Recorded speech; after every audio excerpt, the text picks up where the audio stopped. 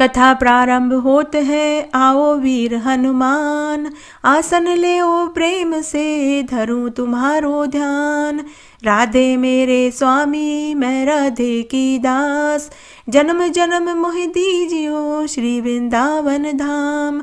बरसाने की राधिका नंद गाँव के श्याम, उनके श्री चरणों में मेरा कोटि कोटि प्रणाम। राधे सहित श्री किशोरी सदा ही रखियो मेरो ध्यान, हे राधे किशोरी मेरा कोटि कोटि प्रणाम, कोटि कोटि प्रणाम। राधे राधे, जय श्री कृष्णा। मैं सीमा सिंह बड़ों को चरण स्पर्श, छोटों को प्यार और बराबर वालों को नमस्कार करती हूँ। आज हम मार्गशीर्ष मास के महात्म्य का तीसरा अध्याय सुनेंगे। साथ ही इस अध्याय में हम शुक्रवार की व्रत कथा भी सुनेंगे। अब तक हमने 2 अध्याय सुने हैं। आशा करती हूँ आपको दोनों अध्याय अच्छे लगे होंगे। अगर आपको यह अध्याय अच्छा लगे तो इसे ज़्यादा से ज़्यादा लाइक करें, अपने दोस्तों रिश्तेदारों में ज़रूर शेयर करें ताकि उन्हें भी अगहन मास मार्गशीर्ष मास का महात्म्य सुनने का संपूर्ण फल प्राप्त हो।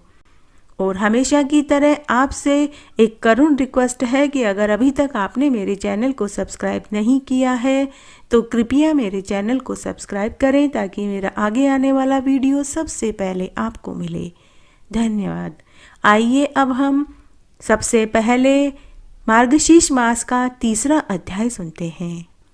मार्गशीर्ष मास में उपवास करने से मनुष्य दूसरे जन्म में रोग रहित, बलवान, धनवान और पुत्रवान होता है।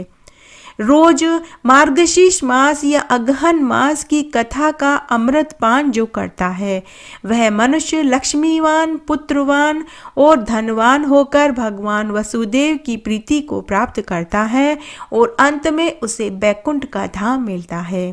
कथा का अमृत पान करने वाले को मरते समय की पीड़ा नहीं उठानी पड़ती, उसके लिए यम मार्ग सुगम हो जाता है और उस मनुष्य को यमराज के दर्शन भी नहीं होते। अगहन मास की कथा का जो अमृत पान करेंगे वे इस संसार रूपी समुद्र को आसानी से पार कर लेंगे। अगहन मास के महात्म्य को जो पढ़ता है, सुनता है, सुनाता है, जगत में समस्त भोगों को भोग कर अंत में आवागमन के चक्र से मुक्त हो जाता है। तो मनुष्य मार्गशीर्ष मास में सुबह जल्दी उठकर स्नान करते हैं, विष्णु भगवान और कृष्ण भगवान का पूजन करते हैं, अनुष्ठान करते हैं, दान पुण्य यज्ञ हवन करते हैं। उनके ऊपर स्वयं विष्णु भगवान का आशीर्वाद होता है। जैसे सर्प अपनी कैंचुली छोड़ देता है वैसे ही मार्गशीर्ष का महात्म्य सुनने वाले अपने पापों से मुक्त हो जाते हैं। 4 धाम की यात्रा करने से, समस्त तीर्थों में जाकर स्नान करने, दर्शन करने और 33 करोड़ ब्राह्मणों को भोजन कराने से जो फल मिलता है वही फल अगहन मास के महात्म्य को सुनने मात्र से ही मिल जाता है। मात्र सुनने से न होने वाले कार्य भी सरल और सुगमता से हो जाते हैं। ब्रह्मा जी भगवान विष्णु से बोले कि हे केशव, हे मधुसूदन, पुंड कितने प्रकार के होते हैं? कृपया करके आप मुझे पुंडों के विषय में विस्तार से बताइए, मेरी सुनने की अपार इच्छा है। तब विष्णु भगवान ब्रह्मा जी से बोले कि हे पुत्र, तुम ध्यान से सुनो। पुंड 3 प्रकार के होते हैं। तुलसी की मृतिका से अथवा गोपी चंदन से पुंड को धारण करना चाहिए। विद्वान लोग हरि चंदन से पुंड को धारण करते हैं अथवा कृष्ण तुलसी की मृतिका को लेकर भक्ति से उर्द पुंड को धारण करें तो हरि भगवान प्रसन्न हो जाते हैं। हे वत्स, मुझसे गोपी चंदन का तुम महात्म्य सुनो, मैं तुम्हें विस्तार से सुनाना चाहता हूँ। जो मनुष्य प्रतिदिन अपने शरीर पर गोपी चंदन का तिलक लगाते हैं, मैं उनके सैकड़ों पापों को धो देता हूँ।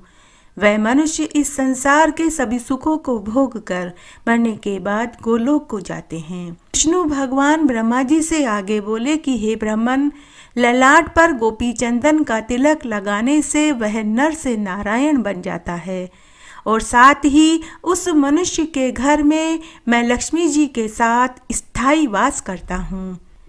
हे ब्राह्मण, मृत्यु के समय जिसकी भुजाओं पर, ललाट पर, हृदय और मस्तक पर गोपी चंदन लगा होता है, वह सद्गति को प्राप्त होकर लक्ष्मीपति लोक में आनंद सुख पाता है।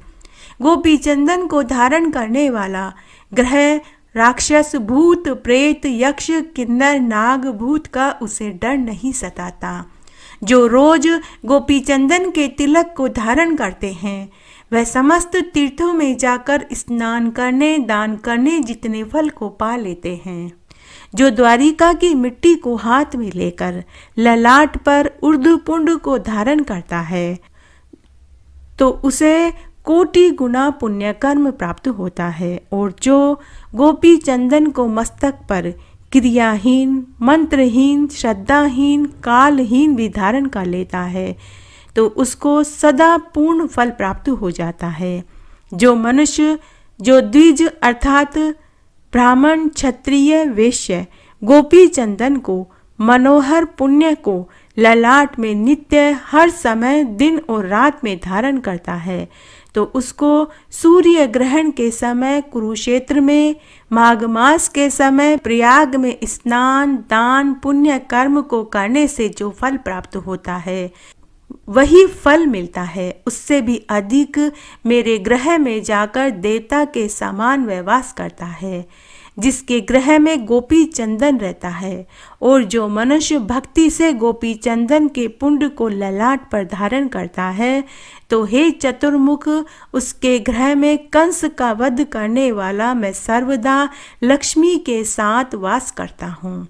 जो द्वारिका की पवित्र कली के पापों का नाश करने वाली मिट्टी पर मेरे मंत्र का जाप करके ललाट पर धारण करता है, तो वह मनुष्य पाप युक्त होने के बाद भी यमराज को कभी नहीं देखता। वह मनुष्य आवागमन के चक्र से छूट जाता है। हे सुत, जिसके मरण के समय गोपी चंदन का पुंड दोनों भुजाओं में, ललाट में, हृदय में, मस्तक में लगा रहता है, तो चाहे वह गो हत्यारा हो, बाल घाती हो, ब्रह्म हत्यारा ही क्यों न हो, वह मरने के बाद विष्णु लोक को प्राप्त होता है।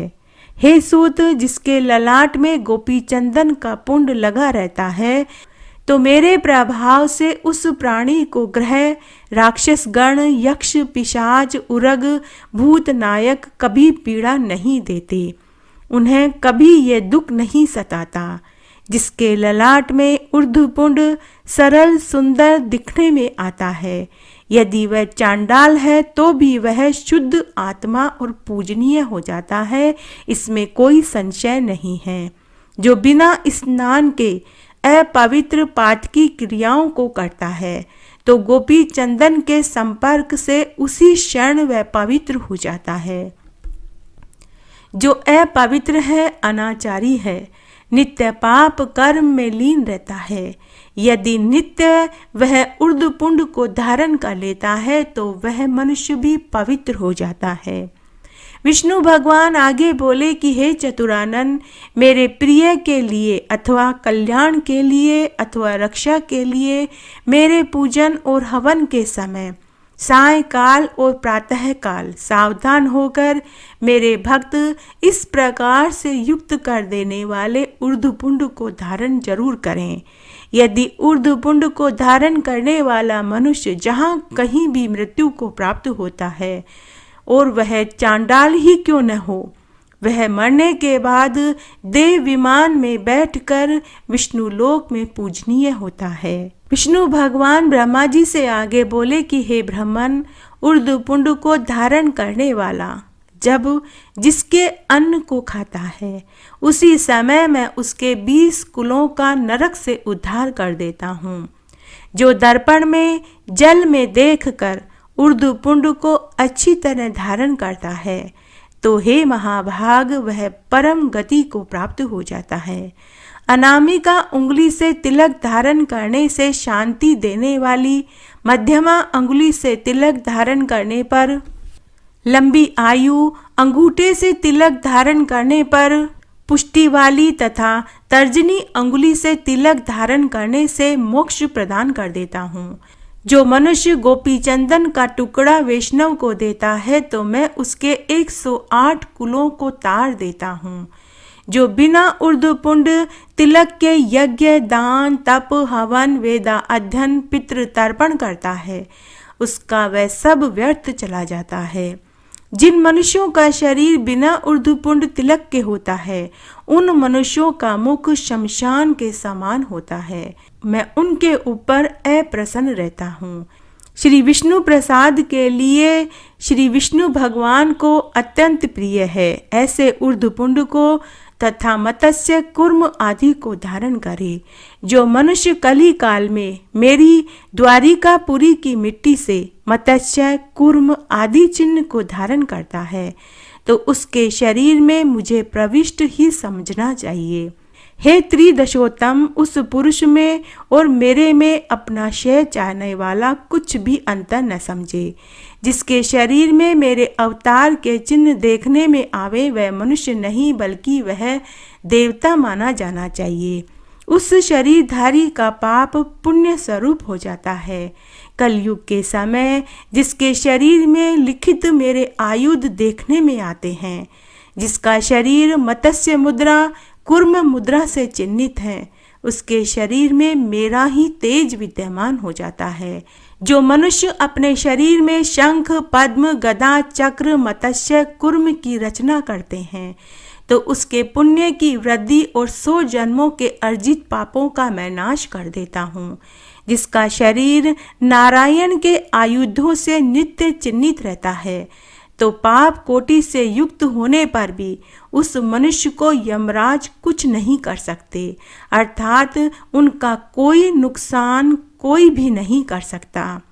शंखोद्वार तीर्थ में कोटि जन्म वास करने वाले को जो फल मिलता है वही फल अपने दक्षिण हाथ में शंख धारण करने वाले को प्रतिदिन मैं प्रदान करता हूँ।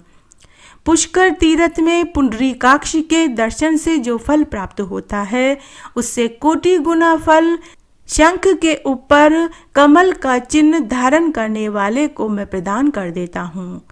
कलयुग में जिसके वाम भुजा में गदा का चिन्ह लिखा रहता है उसको गदाधर भगवान गया श्राद्ध के पुण्य को प्रतिदिन देते हैं। आनंदपुरी में चक्र स्वामी के पास लिंग दर्शन से जो पुण्य प्राप्त होता है वही फल अपने शरीर में गदा और चक्र को लिखने से ही मिल जाता है। जिसका शरीर गोपी चंदन से रचित मेरे आयुधों से चिन्हित है वह प्रयाग आदि तीर्थों में जाकर क्या करेगा, अर्थात उन तीर्थों में जाने का जो फल मिलता है वही फल मैं उन्हें मेरे चिन्ह अंकित करने से ही प्रदान कर देता हूँ। मैं जब जब शंख, चक्र आदि से चिन्हित शरीर को देखता हूँ तो मैं बहुत प्रसन्न हो जाता हूँ और मैं उसके जीवन भर के समस्त पापों को नष्ट कर देता हूँ। प्रतिदिन जिसके शरीर में अहोरात्र शंख, चक्र, गदा, पद्म का चिन्ह लिखा रहता है वह मेरी ही आत्मा है, वह मेरा ही स्वरूप है।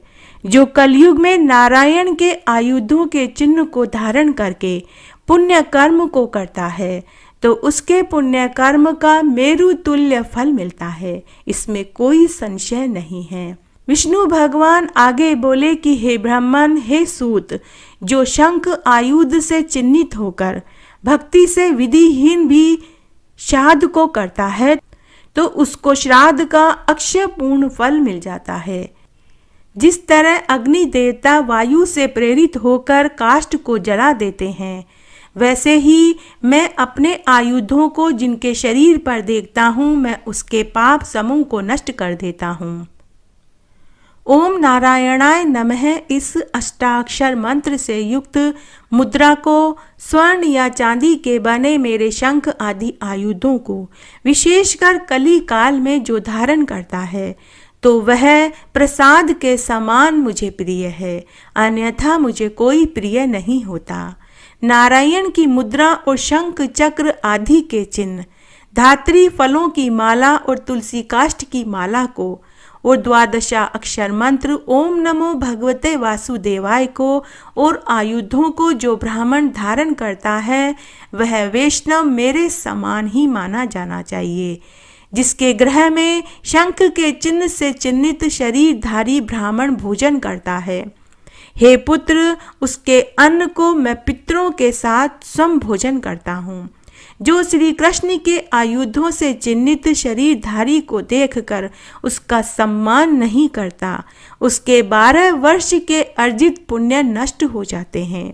यदि श्री कृष्ण के आयुधों से चिन्हित शरीरधारी शमशान में मर जाता है तो हे मानद, प्रयाग में जो गति मिलती है वही गति उसको मिल जाती है। कलयुग में जिसका शरीर मेरे आयुधों से मंडित रहता है उसके शरीर में इंद्र आदि देवताओं का वास होता है। जो मेरे शस्त्रों से अंकित होकर मेरी पूजा करता है उसके हजारों अपराधों को मैं नष्ट कर देता हूँ। जो काष्ठ से मेरे शास्त्र को पाशा बनाकर उस पाशा से अपने शरीर को चिन्हित करता है उसके समान दूसरा कोई वैष्णव नहीं है। जो ओम नारायणाय नमः इस अष्टाक्षर मंत्र की धातु की बनी हुई मुद्रा और शंख पद्म आदि की मुद्रा को अपने हाथ में धारण करता है वह सुर और असुर से भी पूजित होता है। प्रथम इस नारायणी मुद्रा को अपने हाथ में प्रहलाद ने, विभीषण ने, बलि ने, ध्रुव ने, शुक्राचार्य ने, मानधाता ने, अम्बरीश ने, मार्कंडेय आदि ब्राह्मणों ने धारण किया और शंख आदि से चिन्हित शस्त्रों से शरीर को चिन्हित करा था। हे मानद, इस तरह मेरी आराधना करके ही कोई मुझे प्राप्त कर सकता है। जो ऐसा करता है उसे मैं श्रेष्ठ अभिलक्षित फल प्रदान कर देता हूँ। गोपी चंदन की मिट्टी से जिसका शरीर चिन्हित है और शंख चक्र आदि पद्म से चिन्हित है, मैं उसके शरीर में वास करता हूँ। बुद्धिमान विद्वान स्वर्ण अथवा चांदी अथवा तांबा, कांसा, लोहे का चक्र बनाकर के धारण करे। वह चक्र 12 आरा, 6 कोश, 3 बलि से विभूषित होना चाहिए। इस प्रकार विद्वान सुदर्शन चक्र को बनावे। उपवित के समान सदा शंख चक्र गदा को धारण करे। विशेष करके ब्राह्मण और वैष्णव लोग इस चक्र के चिन्ह को शिखा उपवीत अर्थात जनेऊ के समान धारण करे। चक्र के चिन्ह से जिस ब्राह्मण का शरीर रहित होता है उसका समस्त कर्म निष्फल हो जाता है और जिसका शरीर मेरे चक्र से चिन्हित है वह पवित्र है। यह वेद और शास्त्रों में कहा गया है। विद्वानों को चाहिए कि जो कुछ भी देवताओं को चढ़ाई हुई वस्तु अर्थात हव्य, पितरों को चढ़ाई हुई वस्तु अर्थात कव्य, चक्रादित को देवे और चक्र चिन्ह कवच को देवता दानव भी नहीं तोड़ सकते तथा वह मनुष्य समस्त प्राणी शत्रु अथवा राक्षसों से विजयी हो जाता है। जिसके शरीर में मेरा चक्र चिन्ह कवच रहता है उसके घर में पुत्र पौत्र का कोई अशुभ नहीं कर सकता। ब्राह्मण अपनी दाई भुजा में सुदर्शन चक्र धारण करें, बाई भुजा में शंख धारण करें। इस बात को वेद वेता लोग भी जानते हैं। मंत्र वेता मंत्र से अलग अलग प्रतिष्ठा करें। फिर ललाट में गदा को, मस्तक में धनुष और बाण को, हृदय में नंदक नामक तलवार को, दोनों भुजाओं में शंख चक्र को धारण करें। इस प्रकार प्रयत्न पूर्वक सदा चक्र को धारण करके ब्राह्मण उस समय इस प्रकार कहे कि पुत्र मित्र स्त्री अथवा जो कुछ मेरा परिग्रह है उस समस्त को शरीर के साथ मैंने विष्णु प्रीत्यर्थ अर्पण कर दिया। इसके पश्चात मेरी व्यभिचारिणी भक्ति से प्राप्त मनोरथ जीवन के अंत तक अपने धर्म में स्थित रहें। शरीर में शंख चक्र आदि चिन्ह को देखकर जो निंदा करते हैं वे मनुष्य पाप के भागी होते हैं। ऐसे मनुष्य का मुख देखकर सूर्य नारायण को देखें और श्री कृष्णचंद्र के नाम का स्मरण करें तो शुद्ध हो जाते हैं, नहीं तो वे अशुद्ध माने जाते हैं। तब ब्रह्मा जी ने विष्णु भगवान से पूछा कि हे मधुसूदन, हे पुंडरीकाक्ष, अब आप मुझे त्रिपुंड के महात्म्य को भी बताइए। मैं आज आपके मुखारबिंद से त्रिपुंड के महात्म्य को भी सुनना चाहता हूँ। तब विष्णु भगवान ब्रह्मा जी से आगे बोले, हे ब्राह्मण, साधु संतों, तपस्वियों, महात्माओं, पंडितों के ललाट पर चंदन या भस्म से बना 3 रेखाओं का पुंड साधारण नहीं होता, यह त्रिपुंड कहलाता है। हथेली पर चंदन या भस्म से 3 उंगलियों की मदद से त्रिपुंड बनाया जाता है। इन 3 रेखाओं में 27 देवताओं का वास होता है। प्रत्येक रेखा में 9 देवता आकर वास करते हैं। पहली रेखा में आकार, गाहपत्य, अग्नि, पृथ्वी, धर्म, रजोगुण, ऋग्वेद, क्रियाशक्ति, प्रातःस्तवन, महादेव जी का वास होता है। तो दूसरी रेखा में आकार, दक्षिणाग्नि, आकाश, सत्वगुण, यजुर्वेद, मध्य दिन सवन, इच्छा शक्ति, अंतरात्मा, महेश्वर का वास होता है। और अंत की त्रिपुंड की तीसरी रेखा में मकार, आहवनीय, अग्नि, परमात्मा, तमोगुण, ध्रुतलोक, ज्ञान शक्ति, सामवेद, तृतीय सवन व शिवजी का वास होता है। हे ब्राह्मण, त्रिपुंड शरीर के 32 अंगों पर भी लगाया जाता है। मस्तक, ललाट, दोनों कान, दोनों नेत्र, दोनों कोहनी, दोनों कलाई, हृदय, नाभि, घुटने, पिंडली, दोनों पैर, गर्दन भी शामिल है।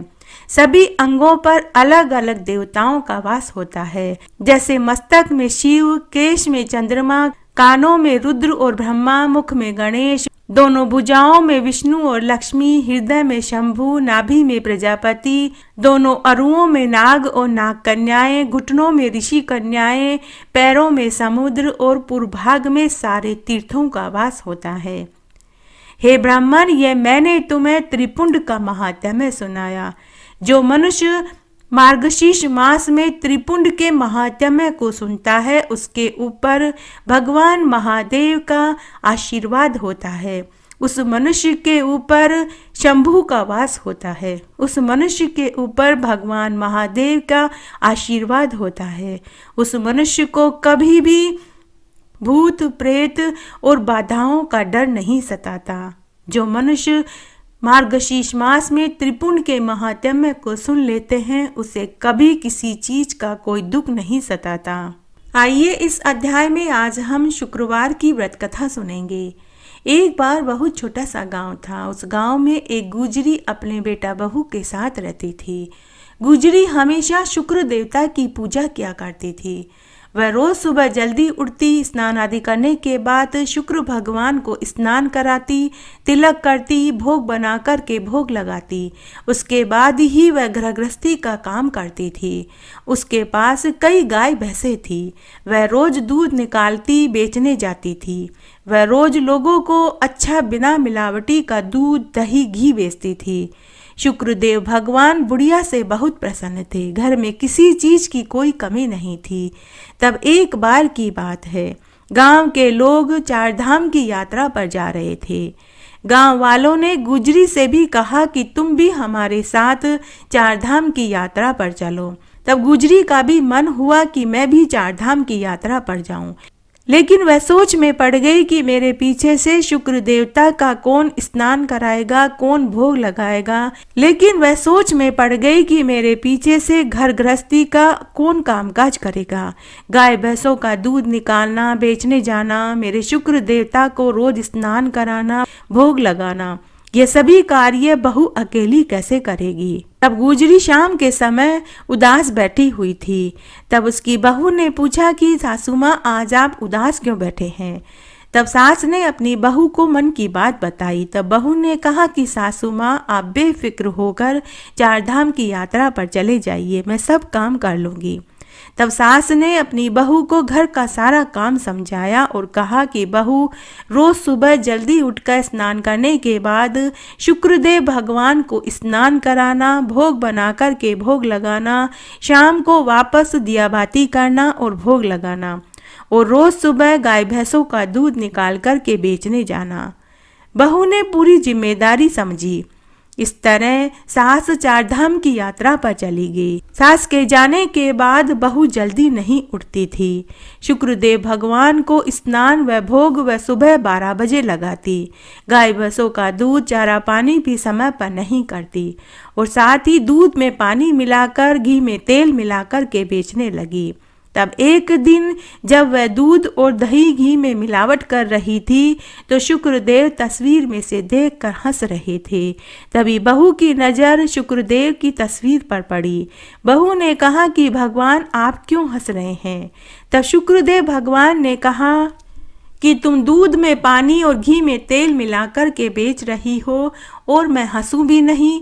मैं तुम्हारी शिकायत तुम्हारी सास से करूँगा। तुम मुझे भी समय पर भोग नहीं लगाती हो। बहू बोली कि मैं ऐसा नहीं करूँगी तो मेरे पास रुपए कहाँ से आएंगे? मेरी सास तो मुझे रुपए पैसा भी नहीं देती है।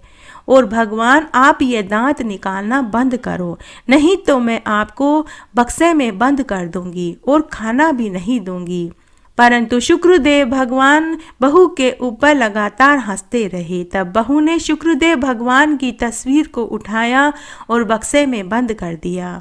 उसके बाद शुक्रदेव भगवान को न वह स्नान कराती, न ही पूजा पाठ करती और न ही भोग चढ़ाती। इस तरह शुक्रदेव भगवान का अपमान करने से गाय भैंसों ने दूध देना बंद कर दिया। उधर उसके पति पर पुराना मुकदमा चल रहा था, उसमें वह हार गया। कोर्ट केस में उसे जेल हो गई। घर की माली हालत खराब हो गई। घर में जो धन पड़ा हुआ था चोर चुरा कर के ले गए। इस तरह 1 महीना निकल गया। इस तरह गुजरी चारधाम की यात्रा से वापस आ गई। जब वह आ रही थी तो रास्ते में गांव के लोगों ने गुजरी को उसकी बहू की पूरी बुराई बताई और बताया कि वह दूध में पानी और घी में तेल मिलाकर के बेचती थी और साथ ही उसके बेटे को जेल हो गई, यह बात भी बताई। यह सुनते ही गुजरी जल्दी जल्दी अपने घर आई। घर आई तो उसने देखा कि घर की माली हालत बहुत खराब थी और बहू के बाल बिखरे हुए थे, कपड़े फटे हुए थे। उसकी गाय भैंसें भी दुबली और कमजोर नजर आई। जब उसने भगवान के आले में देखा तो उसे शुक्रदेव की तस्वीर भी दिखाई नहीं दी। सास ने बहू से इसका कारण पूछा तो बहू रोते रोते पूरी बात बताई। तब बहू रोती जाए और बात बताती जाए। बहू ने अपनी सास से अपनी गलती की माफ़ी मांगी। सास ने सबसे पहले बक्से में से शुक्रदेव भगवान को निकाला, स्नान कराया, धूप दीप करी, भोग बनाकर के भोग लगाया। सास बहू ने दोनों ने शुक्रदेव भगवान से अपनी गलती की माफ़ी मांगी। तभी दरवाजे पर उसका बेटा जेल से छूट करके घर आ गया। बेटे ने कहा कि माँ तुम तीर्थ यात्रा से कब आई? देखो माँ, तुम्हारे चले जाने के बाद घर में कुछ भी अच्छा नहीं हो रहा था। तुमने ऐसा क्या जादू किया कि इधर तुम आई और उधर मैं जेल से छूट गया? तब माँ ने बेटे से कहा कि बेटा मैं कोई जादूगरनी नहीं और न ही मैं कोई टोने टोटके जानती हूँ। यह सब शुक्रदेव भगवान ने किया है। तेरी पत्नी ने शुक्रदेव भगवान की पूजा करनी बंद कर दी थी, उसी से तुझे ये सजा मिली। लेकिन अब तेरी पत्नी को भी समझ में आ चुकी है। शुक्रदेव भगवान का पूजन करने से घर में सुख समृद्धि बढ़ती है। उस दिन के बाद गुजरी के साथ उसके बेटा बहू ने भी शुक्रदेव भगवान का पूजन और व्रत करने लगे। उनके आशीर्वाद से उनके घर में सुख समृद्धि बढ़ने लगी। देखते ही देखते घर में अन्न धन के भंडार भर गए। बहू को 2 सुंदर पुत्र पैदा हुए। हे शुक्रदेव भगवान, जैसा आप गुजरी के ऊपर प्रसन्न हुए और बाद में बेटा बहू के ऊपर प्रसन्न हुए, वैसे सबके ऊपर होना। कहानी कहने वाले को, सुनने वाले को और हुक्कारा भरने वाले को। घटती हो तो पूरी हो, पूरी हो तो परवान चढ़े, भूले बिसरे नाम तेरे भंडार में भरे। इस प्रकार आज हमने मार्गशीर्ष मास का 3रा अध्याय सुना, साथ ही इसमें शुक्रदेव की एक पौराणिक कथा सुनी। आशा करती हूँ यह आपको जरूर पसंद आएगा। मेरे साथ बने रहने के लिए आपका धन्यवाद। आगे के महात्म्य के लिए भी आप इसी तरह मेरे साथ बने रहें। धन्यवाद।